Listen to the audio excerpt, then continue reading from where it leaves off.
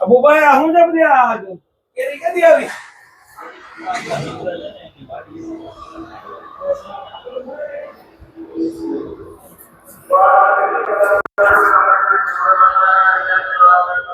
આવે છે લાવ તો મારા મોઢામાં પાણી આવે છે તો ભાઈ